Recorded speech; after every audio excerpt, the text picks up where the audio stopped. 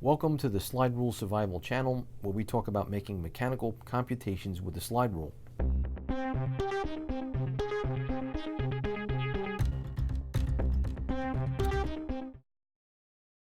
Today, what we're going to do is we're going to go over some what I'll call traditional techniques in using the rule, using only the C and the D scales. And what we'll do is we will progress in later videos to showing you additional tips to make your use of the rule easy. Today, for purposes of our discussion, we're going to only use two factors, that is to say one number multiplied by another, and that is how we will illustrate how the law of adding logarithms will allow you to do multiplication. I'm deliberately going to pick simple numbers that you can obviously compute in your head just to show you how powerful the slide rule is. So to begin with, what we want to do is, what we're doing on a slide rule is adding two numbers together, or two lengths of numbers represented, and those two lengths are represented by their logarithms. So as a quick review and orientation, this is the left index, and I'll move the slide out of the way. This is the right index, and you can use those indices, as we will see, to make the computation convenient for you. So, on with our demonstration. Let's take something very simple, like multiplying two numbers, like 2 multiplied by 3. So, what I'm going to do is I'm going to use my left index. I'm going to push that over to the number 2. And then what I'm going to do is I now want to add to that 1, 2, 3, and then I'm going to move it up and in a little bit, and you can see that the result is on the D scale here. And I'll just move that over a little bit to orient you, but the result is on the D scale. So what I did was I added the length of 2 to the length of 3 to get a length of 6. So that's how I did very, very simple multiplication. Now, let's extend the problem, and what I now want to do is say, okay, let's multiply 2 by 3.5. No problem. Here's the length of 2, once again, along using the index of C, set to the length of 2 here. And now what I'm going to do is I will use my cursor, and I can see that this intermediate length line here represents 3.5. So what we're going to do is we'll put the cursor over that, and our result is going to be 7 right there. What I think you're beginning to see is that once I set the top factor to whatever multiplier I want, I could develop a table of values. So moving that further along, there's 4. Let's say we want to go to 4.5. And remember, 4.5 is on the C scale, which is on the top, and the result is the D scale on the bottom, which is the 9. So that's how we know that we're getting our answer. And you can see that I can do that very conveniently all the way up to 5. And you can see that on this particular rule, which is a Faber-Castell 6383 rule, they mark the right index as a 10. It can be a 10, but it doesn't have to be, and I'll show you some examples of that here in a minute. Notice that I'm here at 10, right? So once again, here is my value of index of 1 under the 2 to represent an offset of 2.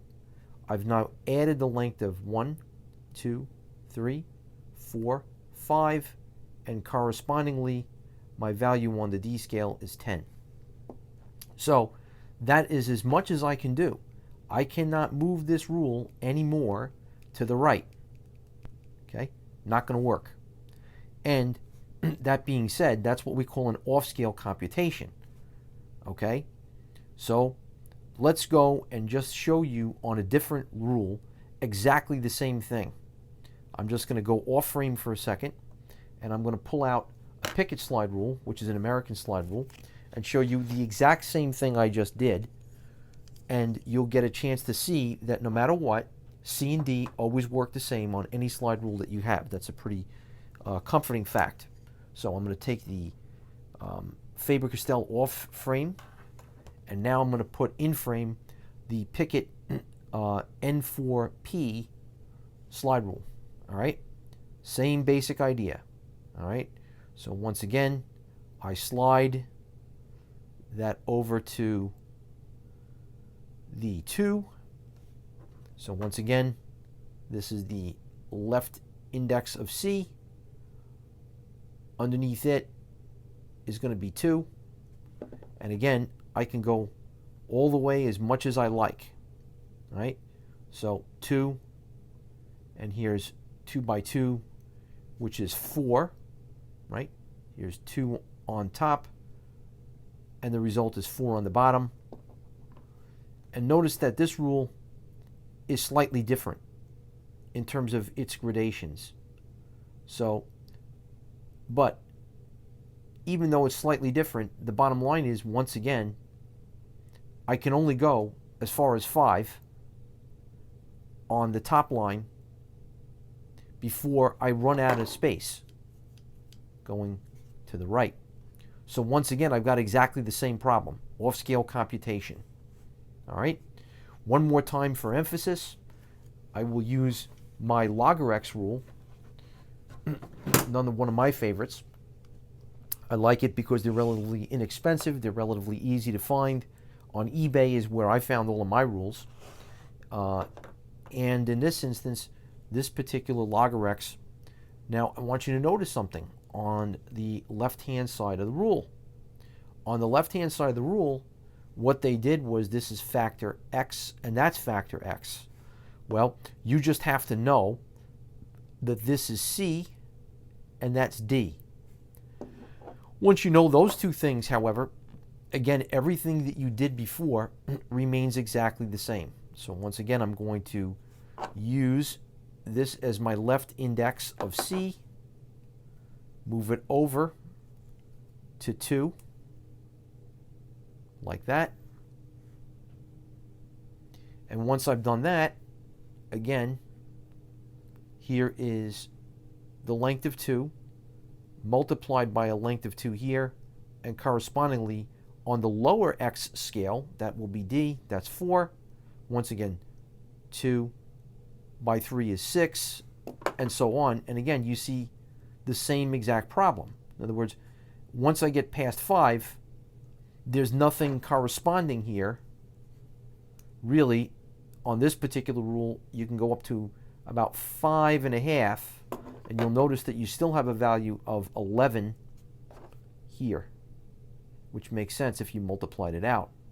But the bottom line is, any way you look at it, even if these scales are slightly different, that they might go out to, let's call it, instead of 1, they go out to 11, or they go out to 12, or whatever, you really can't get too much more than that. So what to do? This is what we'll refer to, and I'm now going to just go back to my the rule I carry every day, which is my Faber-Castell. This is what we call an off-scale computation.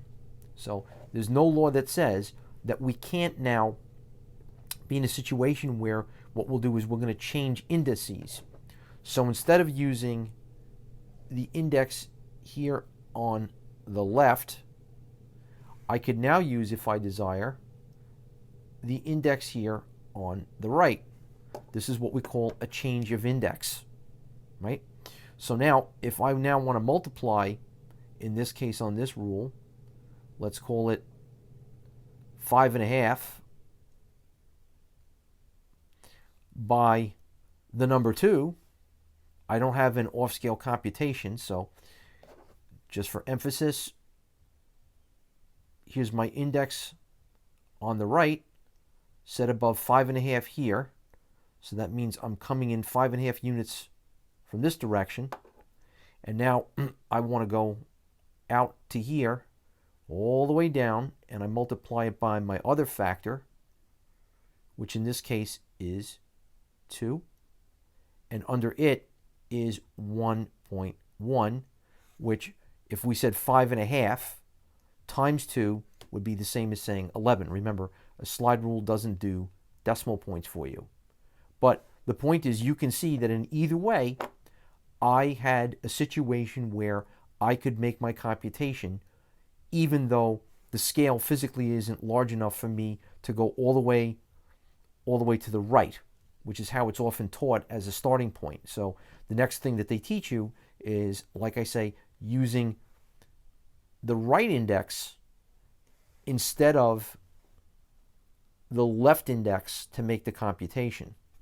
And that's how we get our answer, right? So that's one of the things that you can use as a trick. Now, I'll put that down for just a second, and I want to kind of emphasize a few other things to you. When I was working with the left index, and let's say that we're just going to stick to our very, very basic computation using our factor of 2, we know we can go all the way up to 5 with no issues. So I slid my first factor on the left index here, so that sets my length, 1, 2, and then I add to that length whatever I want on the top scale again. Let's say 1, 2, 3, and you'll notice that directly under the 3, which is my second factor, I have my result 6. So everything was going, once this rule was slid to the right using the left index, all my results, right, were read on the right. Pretty important stuff to understand. Pretty easy to do.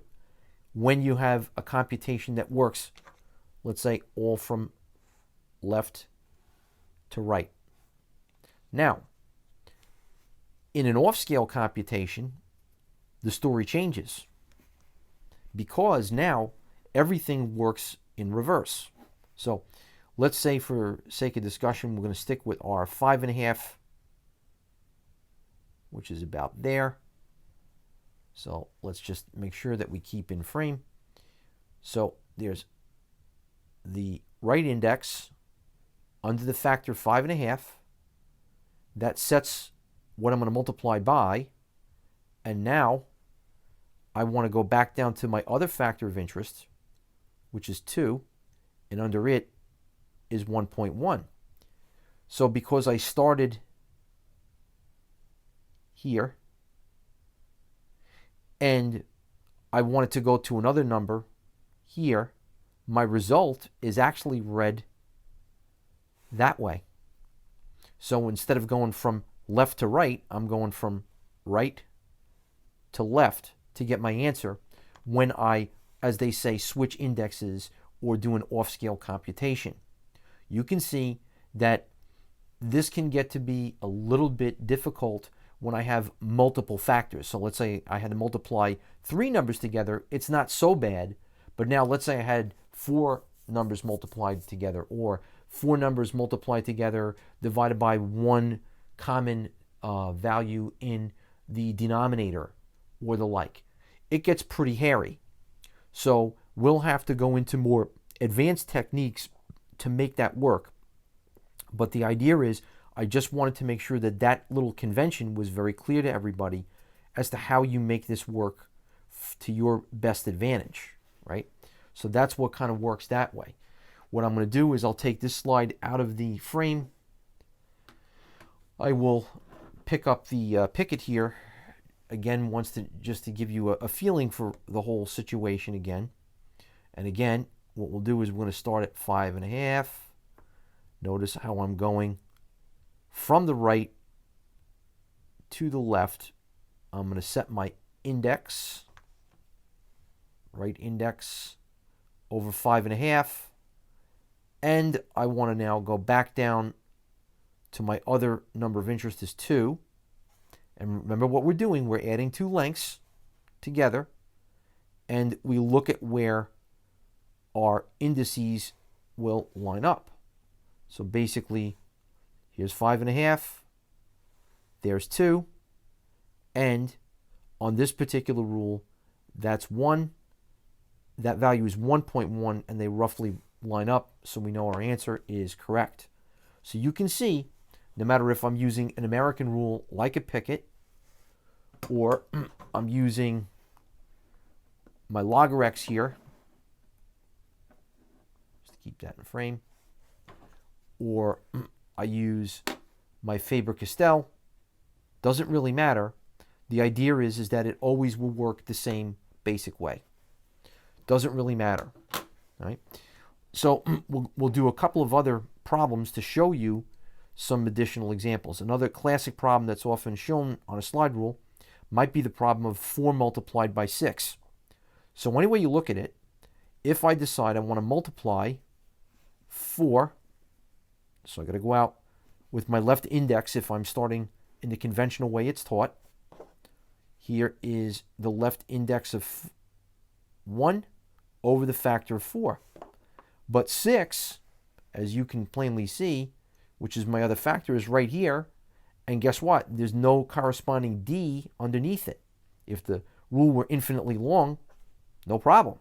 But guess what? It's not an infinite sort of situation. Therefore, that's not going to work. Okay? What do? We switch indices. All right? So, for sake of discussion, let's go and go the other way. Well, I'm going to go for my convenience, since I'm coming in from the right to the left, I will go to my first factor, which is 6.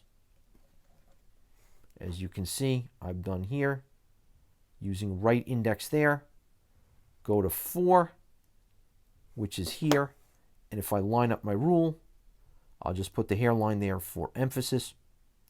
You can see that that falls directly under the tick mark right next to 2.5 or 25, and in this case that would be 24. Okay, so let's now repeat the same problem, and let's try to prove to ourselves what happens if I put the index going this way. Right? I could really not do it too well. You can if you want to, but see how you're sticking a lot of the rule off to the left, right? So in this instance, I did it. You could do it that way. Okay, I put my right index over the 4 instead of the 6, since multiplication is what we call commutative. That is to say, it doesn't matter which order the factors are in. You'll still get exactly the same answer, right? So there it is, right there. And that lines up just about. Again, it's not perfect, but you get the idea. I'll just put that back a little bit more, and that should line up a lot better. And it does. So you could do exactly the same thing by inverting the factors, why multiplication is commutative. So you can now see that a basic trick that you could use no matter what is you don't have to start from the left index and work every problem from left to right. You could work from the right index and come in and go from right to left. It doesn't really matter. So a little note on usability. What I have found is that in terms of slide rules, my preference is for a two-tone shading like this Faber-Castell, and my Aristos have the same thing, only they use yellow instead of green. And that works pretty well to highlight what you're trying to do. And again, you'll understand why that becomes important as you go along, because you don't want to mess up where you read your number. All right, let's try something a little bit more difficult. So we can clearly see if I try to multiply 9 by 8, of course the answer is 72. I can go this way if I want to. Right? I can go and try to work the problem from left to right, but guess what? I'm off scale somewhere out here, so it won't work. So once again, that problem by definition necessitates us going back the other way. So I'm going to switch the indices. Here's right index over 9. My other factor is 8. And if you see, it lines up over the second tick mark right after the 7 on the D scale. And that gets me exactly to where I want to go. Remember that when we have these factors called X and X, they correspond to C upper X, D lower X. So just so you all understand that. On this Faber-Castell rule, they helpfully mark for you the traditional scale names here, and then on the right-hand side, they have the arguments here, the function arguments here. On the log(x), as I've said in another presentation, they didn't do that on this rule. They simply mark your argument here, and they don't give you any corresponding letter to it. You just have to be smart enough to know what that is. That's a blessing and a curse. You just have to understand it. On Pickett rules were never self-documenting, right? So pretty much you had to know exactly what scale did what and how to read it, right? So these rules are pretty much very much an acquired taste, right?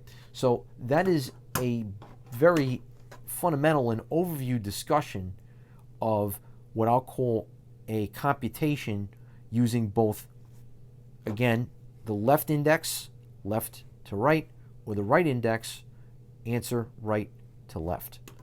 Thank you very much, and we'll see you again next time.